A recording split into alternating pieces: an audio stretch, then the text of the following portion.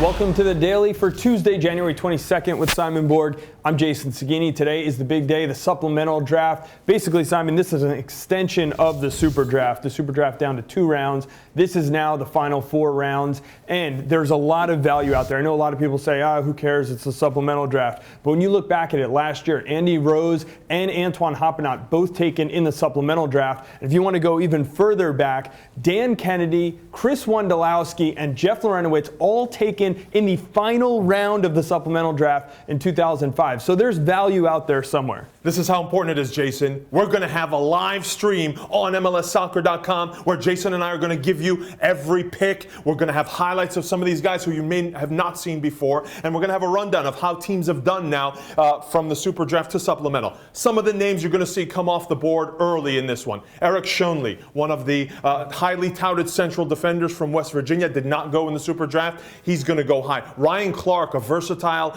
left-footed player from Monmouth, I think he'll go high. And then that class of left backs we heard about in the super draft. John Gallagher from Penn State did not go. He was at the combine. I thought had a really good combine. So plenty of names to go around. I'll give you one more. Mark Cintron, a guy that I'm high on. I think he goes early in this draft as well. And I remember talking to Mike Pecky, who remembers the interim coach at the New York Red Bulls at the super draft. And he said, you know what? I have the first pick in the supplemental draft, and a lot of people are calling me right now. So we'll see what happens. You can check out the live stream on MLSsoccer.com, 2 p.m. Eastern time today.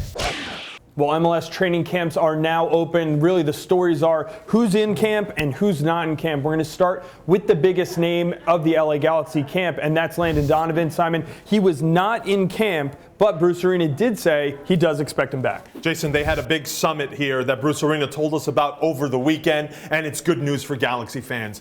Bruce Arena saying that he expects him back at some point. It's not determined, but there was an indication that maybe February at some point would work, and fans hope that he gets his 3-4 weeks in so he can be ready for that first Champions League game against Saprissa. All right, another big name not in camp is Freddie Adu in the Philadelphia Union camp. It looks like he is on his way out. I mean, they've all but said it, Simon. An interesting story developing. Yeah, John Hackworth addressed it, Jason, on the first day of camp, saying that Freddie Adu's contract and the low impact he's had on that team had forced the team to basically say, Freddie, either we redo the contract or we can't have you back. So now Hackworth said the team is actually actively shopping him in the transfer market, including to international clubs. Now, he only has 10 days left for that to happen on the international market. We'll see if any MLS teams bite.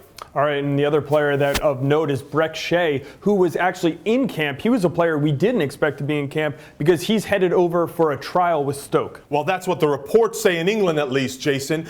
They say that Shea is going to be on trial with Stoke for a week, but no word from FC Dallas. Shellis Hyndman directly asked about that, did not reveal any details. He says Brek Shea is an FC Dallas player for now. Brek Shea didn't speak to the media, so this whole thing veiled in secrecy. One final name to throw at you, a new name signing with the Columbus Crew today. Glauber, he's a defender with international experience. Remember, Crew fans, the back line, it's kind of decimated. They need to rebuild that, and that's the start right there. One more note out of Vancouver Whitecaps camp. Designated player Barry Robson is actually out. He came in the middle of last year, had a limited impact on the team, said that the adjustment to the North America was not working for him. He is headed back to Europe. So, Simon, I have to ask you, with all these changes happening in the Pacific Northwest, Robson out, Montero out, Valeri in Portland, is there a little bit of a balance of power shift going on up there? Well, I don't think so, Jason. I think things are pretty much where we left them at the end of 2012. Why? Seattle showed they can win without Montero last year. I think they can do it again. And Ziggy Schmidt talked about perhaps some designated player movements coming on the horizon for them before the start of the season. So they're still going to be strong. Second on that list, I think you have to go with Vancouver, despite the fact they're losing Barry Robson and the midfield looks a little iffy. Now, no real playmaker, no real dynamic engine there aside from Gershon Kofi, but they have a great base with that back back line and the team defense that they showed they can do so well, and they have that great weapon in Darren Maddox. And then Portland, they're the ones you have more questions about. Where are these new pieces going to fit? How does Valeri and Darlington Nagbe, how do they work together?